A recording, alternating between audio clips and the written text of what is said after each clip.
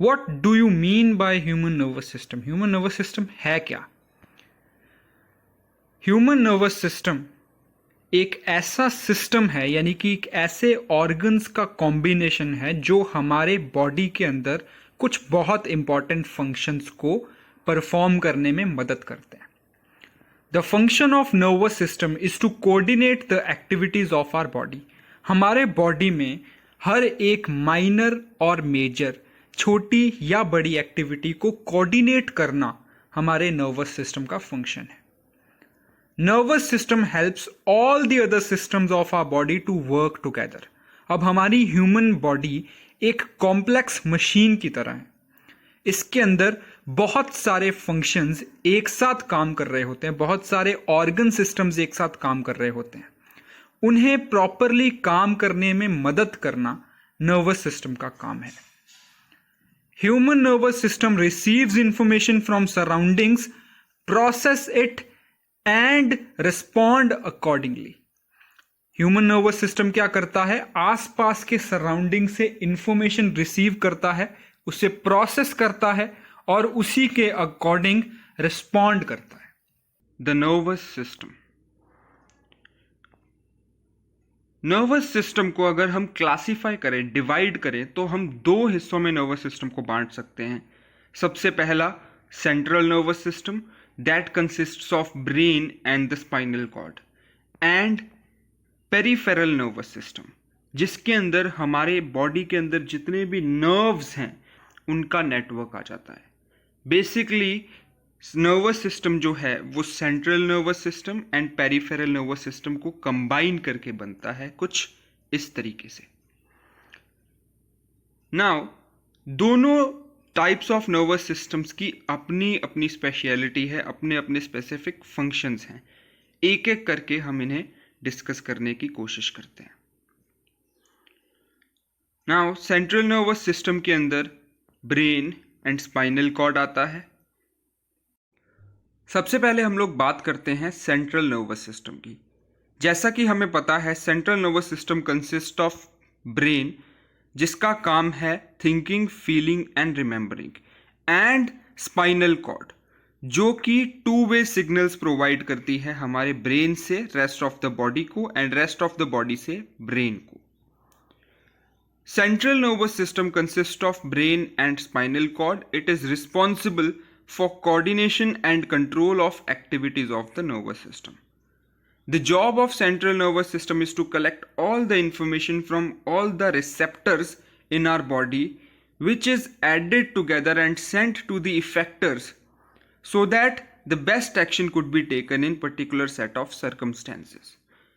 अब central nervous system का काम क्या होता है? हमारे बॉडी के अंदर जितने भी रिसेप्टर्स हैं, रिसेप्टर्स का मतलब वो सारी चीजें, वो सारे ऑर्गन्स या ग्रुप ऑफ टिश्यूज जो इंफॉर्मेशन को रिसीव करते हैं, उनसे सारी इंफॉर्मेशन कलेक्ट करना और उसे हमारे बॉडी के अंदर जो इफेक्टर्स मौजूद हैं उन्हें सेंड कर देना, ताकि बेस्ट एक्शन लिया जा सके किसी भी सर्कमस्टेंस के अंदर.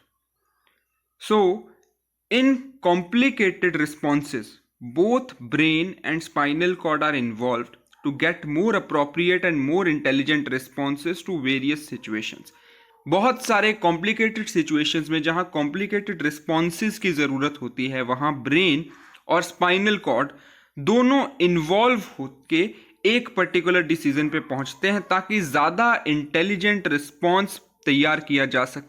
Now, first of all, let's talk about the brain. Brain is the highest coordinating center in the body. Brain is located inside the skull of our body and in the top of spinal cord.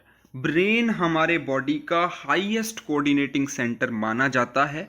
ये हमारे school के अंदर और spinal cord के ठीक top पे, ठीक ऊपर लोकेटेड होता है. Human brain controls nearly every aspect of human body. It functions by receiving and sending signals via neurons to different parts of body. Human brain क्या करता है? Nearly हर एक एस्पेक्ट जो कि ह्यूमन बॉडी का है उसे कंट्रोल करता है और बहुत सारे फंक्शंस को कंडक्ट करवाता है by sending and receiving signals, जो कि उसे न्यूरॉन्स के द्वारा मिलते हैं from different parts of our body. Human brain, just like most other mammals, has some basic structure, but it is developed than the other mammalian brains. Human brain जो है वो बाकी के मैमल्स के ब्रेन जैसा ही स्ट्रक्चर में होता है मोस्टली, बट बाकी के मैमल्स के ब्रेन के मुकाबले कहीं ज्यादा एडवांस्ड और कहीं ज्यादा डेवलप्ड होता है. Structure of human brain. अब हम ह्यूमन ब्रेन का स्ट्रक्चर समझने की, जानने की कोशिश करते हैं. स्ट्रक्चर ऑफ ह्यूमन ब्रेन में सबसे पहले जो इसका आउटर मोस्ट स्ट्रक्चर आता है, सेरिब्रम. सेरिब्रम के बारे में बात करते हैं. The cerebrum is the largest part of human brain. It is divided into 2 hemispheres known as cerebral hemispheres. हमारा ह्यूमन ब्रेन जो है इसका सबसे बड़ा लार्जेस्ट पार्ट होता है सेरिब्रम. हमारा ह्यूमन ब्रेन 2 हेमिस्फीयर्स में डिवाइडेड होता है. They are known as cerebral hemispheres. Function क्या होता है सेरिब्रम का? Cerebrum controls the voluntary motor actions. ये हमारे बॉडी के अंदर सारे वॉलेंट्री मोटर एक्शंस को कंट्रोल करता है. वॉलेंट्री मतलब कि जो हम अपने कंट्रोल से कर सकते हैं, जैसे वॉकिंग, रनिंग, ये सारी चीजें. It is the site of sensory perceptions like tactile and auditory perceptions. हमारे बॉडी में जो भी सेंसरी परसेप्शंस बनते हैं, यानी कि जो भी हम सेंस करते हैं, जो भी हम फील करते हैं, उसके रिगार्डिंग जो भी परसेप्शंस बनते हैं वो सेरिब्रम में बनते हैं. And it is the site of learning and memory. हमारे ब्रेन की जो लर्निंग पावर है या पावर टू मेमोराइज एनीथिंग है, वो भी हमारे सेरिब्रम की ही देन है. Hypothalamus. Hypothalamus lies at the base of cerebrum. It controls sleep and wake cycle of the body. It is known as circadian rhythm. It also controls the urges for eating and drinking. Hypothalamus base of cerebrum पे लाई करता है. ये हमारी body का sleeping and waking up cycle control करता है. And it also controls our urge to eat and drink something. Medulla. Medulla forms the brain stem along with pons. It lies at the base of brain and continues into the spinal cord. ये हमारे brain के base पे मौजूद होता है और spinal cord की शुरुआत तक कंटिन्यू होता है. मेड्यूला जो है इसे ब्रेन का स्टेम भी कहा गया है because it is located right beneath the brain. Medulla controls various involuntary functions like heart beat, respiration etcetera. हमारे बॉडी में जो अलग अलग इनवॉलेंट्री फंक्शंस हैं जैसे कि हार्ट बीट, रेस्पिरेशन, इन सबको कंट्रोल करने का काम मेड्यूला का होता है. Cerebellum. Cerebellum lies below the cerebrum and at the back of the whole structure. Cerebellum जो है वो cerebrum के नीचे होता है और हमारे ब्रेन के जस्ट पीछे की साइड होता है, backward of the structure of brain. It coordinates the motor functions when you are riding your bicycle. The perfect coordination between your pedaling and steering control is achieved by cerebellum. Cerebellum का काम हमारे motor functions को coordinate करने का होता है. जैसा कि हमने एग्जांपल में डिस्कस किया, अगर हम पेडलिंग कर रहे हैं साइकिल के ऊपर, तो साइकिल को पेडल करना और स्टीयर कंट्रोल करना, वो दोनों चीजें साथ के साथ कर पाएं, वो सेरिबेलम के कारण ही हो पाता है.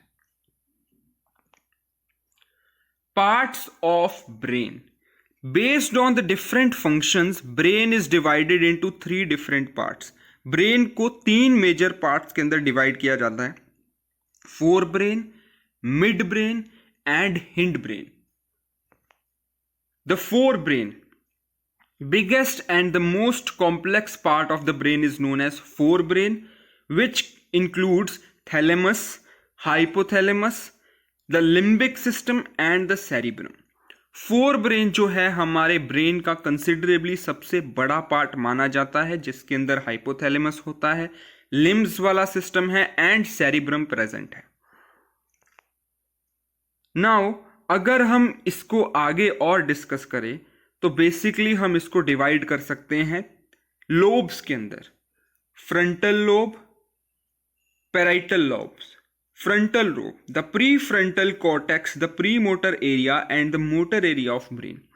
These lobes function in voluntary muscles, movement, memory, thinking, decision making, etc. हमने अभी अभी डिस्कस किया कि सेरिब्रम के अंदर ये सारी चीजें रिस्पॉन्सिबल होती हैं, बट सेरिब्रम के अंदर एग्जैक्टली ये सारी चीजें कहाँ हैं? ये फ्रंटल लोब्स के अंदर होती हैं. Parietal lobes, parietal lobes are responsible for receiving and processing sensory information. These lobes contain the somatosensory cortex, which is essential for processing touch sensations. हमारे बॉडी के अंदर से जो भी सेंसरी इंफॉर्मेशन है उसे रिसीव करना और उसे प्रोसेस करना पैराइटल लॉब्स का काम होता है. ये जनरली हमारे बॉडी के अंदर टच सेंसेशंस को प्रोसेस करने में मदद करती हैं. Occipital lobes, it is responsible for receiving and processing visual information from retina. ये जनरली विजुअल इंफॉर्मेशन को हमारे रेटिना से प्रोसेस करने में मदद करती है. Temporal lobes, home of limbic system including amygdala and hippocampus. These lobes organize sensory input in aid in auditory perception, memory formation, language and speech production. ये lobes basically sensory input को organize करने का काम करती है जो हमें अलग अलग senses से मिलती है. हमारे auditory perception को memory function के साथ जोड़ना, language and speech production के लिए मदद करना टेम्पोरल लोब्स का काम होता है. The mid brain, mid brain is the part of brain that lies between the hind brain and the fore brain. The mid brain helps us to locate events in space. It also contains a system of neurons that releases neurotransmitter dopamine. The reticular formation runs through the hindbrain and the midbrain is involved in sleep and wakefulness, pain perceptions, breathing and muscle reflexes. Midbrain hindbrain और forebrain के बीच में होता है और midbrain का काम क्या होता है? ये इसके अंदर न्यूरोट्रांसमीटर डोपामिन मौजूद होता है जो हमारे बॉडी के कुछ इंपॉर्टेंट फंक्शंस को रन करने में मदद करता है, जैसे कि sleep, wakefulness, pain perception, breathing and muscle reflexes, etc. Hindbrain. Hindbrain is composed of medulla and pons and the cerebellum. Medulla जो कि स्पाइनल कॉर्ड के ठीक बाद में होता है, it controls the function outside the conscious control. For example breathing and blood flow.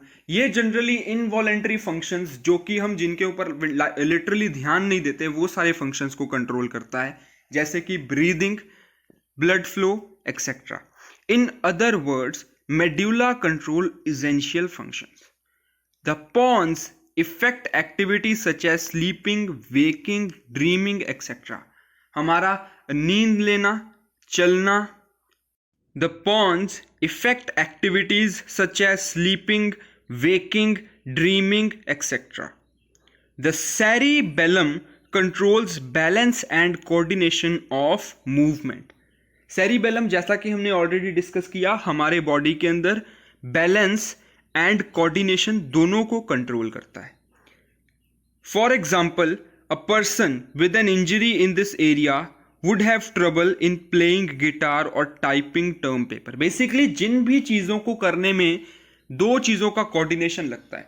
सबसे पहले तो हमारे सेंसेस का कोऑर्डिनेशन लगता है एज वेल एज हमारी मोटर एबिलिटीज लगती हैं.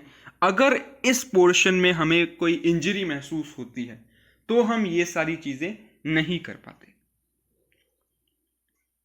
द ब्रेन, अगर हम अपने ब्रेन को टॉप से यानी कि टॉप व्यू से समझने की कोशिश करें तो ये कुछ इस तरीके का दिखाई देता है.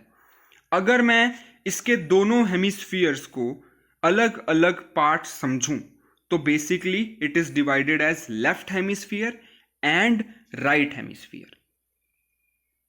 अब ये दोनों जो हेमिस्फीयर्स हैं ये अपना अपना अलग फंक्शन कैरी करते हैं, अपने अपने अलग तरीके के इंफॉर्मेशन को स्टोर करने और सिंथेसाइज करने में रिस्पॉन्सिबल है।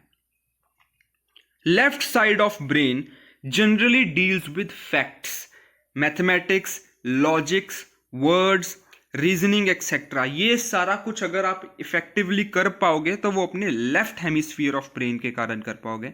वेयर एज राइट हेमिस्फीयर जो है that more of deals with creativity, colours का जो आपको नॉलेज है, क्रिएटिविटी है, idea generation, imagination, seeing the full picture. Basically ये सारी चीजें जो हैं ये आप राइट साइड ऑफ ब्रेन की वजह से कर पाते। अब क्या कोई भी टाइप ऑफ ब्रेन अगर हमारे अंदर ना हो तो हम एग्जिस्ट कर पाएंगे? नहीं। हमारे बॉडी में फैक्ट्स की, लॉजिक की भी उतनी ही अहमियत है जितनी क्रिएटिविटी की एंड इमेजिनेशन की। Transmission of information. अब अगला सवाल यह उठता है कि हमारे ब्रेन के अंदर इंफॉर्मेशन ट्रांसमिट कैसे होती है। ट्रांसमिशन ऑफ इंफॉर्मेशन दो तरीके से क्लासिफाई की जा सकती है। सबसे पहले विद इन ब्रेन, हमारे ब्रेन के अंदर वो इंफॉर्मेशन कैसे ट्रांसमिट हो रही है, एंड अगर एनवायरमेंट से वो इंफॉर्मेशन मिल रही है तो वो कैसे मिल रही है। Our brain gets information from external environment and transmits it within the two hemispheres. हमारे ब्रेन को इंफॉर्मेशन एक्सटर्नल एनवायरनमेंट से मिलती है और उसके बाद जाके वो इंफॉर्मेशन दो हेमिस्फीयर्स में, दोनों हेमिस्फीयर्स में जाती है। ऐसा नहीं है कि ब्रेन ऑलरेडी क्लासिफाई कर लेता है कि नहीं ये लेफ्ट हेमिस्फीयर वाली इंफॉर्मेशन है या ये राइट वाली। इंफॉर्मेशन हमें एक्सटर्नल एनवायरनमेंट से मिलते ही हमारे दोनों हेमिस्फीयर्स के अंदर जाती है। What makes the information travel within two hemispheres? हमारे ब्रेन के अंदर दोनों हेमिस्फीयर्स के अंदर ये इंफॉर्मेशन कैरी कैसे हो पाती है? The corpus callosum. Corpus callosum एक ऐसा ऑर्गन है that is responsible for doing the same. The corpus callosum connects left side of the brain to right side of the brain, each side known as hemisphere. Corpus callosum ही ये organ है जो responsible है left side of brain को right side of brain से connect करने में। Now this connection allows the information to pass between the two halves. ये जो कनेक्शन है यही अलाउ करता है इंफॉर्मेशन को to pass between the two halves. Corpus callosum is the highest connective pathway in the brain, being made up of more than 200 million nerve fibers. हमारे brain के अंदर सबसे बड़ा कनेक्टिव पाथवे कॉर्पस कोलेजम होता है, which is made up of nearly 200 million nerve fibers. अगर हम ध्यान से देख पाए तो हमारा कॉर्पस कोलेजम दोनों हेमिस्फीयर्स के ठीक बीच में मौजूद है ताकि इंफॉर्मेशन दोनों तरफ ट्रांसमिट की जा सके। Each side of brain controls the movement and feeling in the opposite half of the body. Hemispheres also process information such as language. हमारे ब्रेन की हर एक साइड इंफॉर्मेशन को ऑपोजिट साइड की चीज से डील करती है। जैसे फॉर एग्जांपल अगर मेरे राइट हैंड या राइट रिफ्लेक्सेस का काम आ रहा है तो वो इंफॉर्मेशन सिंथेसाइज करने का काम मेरे लेफ्ट हेमिस्फीयर का होगा। वेयर एज अगर मेरे लेफ्ट लिम्स काम में आ रहे हैं तो उस चीज को, इंफॉर्मेशन को सिंथेसाइज करने का काम मेरे राइट नेटवर्क का होगा या राइट साइड ऑफ ब्रेन का होगा। Therefore, physical coordination and taking in complex information require both side of brain to work together. जैसे फॉर एग्जाम्पल अगर हमें कोई भी नई लैंग्वेज सीखनी है तो हमें उसके फैक्ट्स के ऊपर भी ध्यान देना पड़ता है और क्रिएटिविटी के ऊपर भी ध्यान देना पड़ता है। मतलब कि जैसे उस लैंग्वेज का एक्चुअल वर्ड का मतलब क्या है, सेंटेंसेस क्या है और उसको किस तरीके से एक्सप्रेस किया जा रहा है। तो बेसिकली ऐसे कॉम्प्लेक्स इंफॉर्मेशन को सिंथेसाइज करने के लिए, कैरी आउट करने के लिए दोनों पार्ट्स ऑफ ब्रेन रिस्पॉन्सिबल होते हैं। And in those situations the corpus callosum acts as connector. Corpus callosum sits in the center of brain. It is major around 10 centimetre in length. इसका shape generally C alphabet जैसा होता है। ये हमारे brain के ठीक सेंटर में मौजूद होता है। इसका थोड़ा सा पोर्शन लेफ्ट हेमिस्फीयर में होता है एंड थोड़ा सा पोर्शन राइट हेमिस्फीयर में होता है। Brain eye coordination. अब हमारे ब्रेन और हमारे आईज कैसे आपस में कोऑर्डिनेट करते हैं उसे समझते हैं। जैसा कि हमने ऑलरेडी ऑब्जर्व किया कि हमारे ब्रेन की दो साइड्स हैं, left side and right side. अब अगर विजन जो है वो हमारे राइट साइड पे पड़ रही है तो हमारा लेफ्ट ब्रेन उसे सिंथेसाइज करेगा, वेयर एज अगर जो विजन है वो हमारे लेफ्ट साइड पे पड़ रही है then our right hemisphere will synthesise that information. Basically एक क्रॉस कनेक्शन होता है दोनों में। अगर इंफॉर्मेशन यानी कि जो विजन है वो राइट साइड से पड़ रही है तो वो लेफ्ट साइड को सिंथेसाइज करेगी ब्रेन के, और अगर हम सामने से किसी चीज को अपनी लेफ्ट आई से देख रहे हैं तो वो राइट हेमिस्फीयर को इंफॉर्मेशन सिंथेसाइज करेगी। Have you ever wondered how you can admire the beauty of nature and can't stop saying wow? Generally ये जो फिनोमिना है ये यहां काम आता है। हम लोग क्या करते हैं, हमारे नेचर में जो भी चीजें हम देखते हैं अपनी दोनों आंखों से, वो सबसे पहले ट्रेवल करती है हमारे राइट ब्रेन में, after that it travels to our left brain. यानी कि जो भी इंफॉर्मेशन हमारे ब्रेन के अंदर जाती है वो सबसे पहले जाती है हमारे राइट हेमिस्फीयर में, और वहां से कॉर्पस कोलेजम की मदद से वो लेफ्ट हेमिस्फीयर में भी चली जाती है। And that is the moment eventually हम लोग दोनों चीजें देख पाते हैं या एडमायर कर पाते हैं। Now let's talk about spinal cord. हमारे सेंट्रल नर्वस सिस्टम का दूसरा सबसे इंपॉर्टेंट ऑर्गन है spinal cord. Spinal cord is a cylindrical structure that begins with medulla and extends downward. जैसा कि हमने समझा ब्रेन का स्ट्रक्चर कहां खत्म होता है, मेड्यूला पे, एंड स्पाइनल कॉर्ड वहीं से शुरू हो जाता है। It is enclosed with bony cage surrounded called vertebral columns. It is surrounded by membranes called meninges. As many as 31 pair of nerves arise from the spinal cord and it is connected with the spinal reflex actions which are conducted by nerve impulses from the brain. हमारी जो spinal cord है वो बोनी cage से surrounded होती है जिसे हम vertebral column भी बोलते हैं, and it is surrounded by a membrane which is known as meninges. हमारे स्पाइनल कॉर्ड में नियरली 31 पेयर ऑफ नर्व्स होते हैं जो कि इन्वॉल्व हैं हमारे स्पाइनल रिफ्लेक्स एक्शंस के लिए, यानी कि वो सारे रिफ्लेक्स एक्शंस जो हमारे स्पाइनल कॉर्ड की मदद से किए जाते हैं। These are conducted by nerve impulses from brain. हमारे ब्रेन के अंदर जो नर्व इम्पल्सेस हैं वो स्पाइनल कॉर्ड के एक्शंस को कंडक्ट करता है। This is the basic structure of spinal cord, जहां पे ब्रेन स्टेम बेसिकली मेड्यूला है एंड उसके जस्ट बाद हमारा स्पाइनल कॉर्ड शुरू होता है। इसे हमने वर्टेब्रल कॉलम्स के साथ में प्रोटेक्शन दी हुई होती है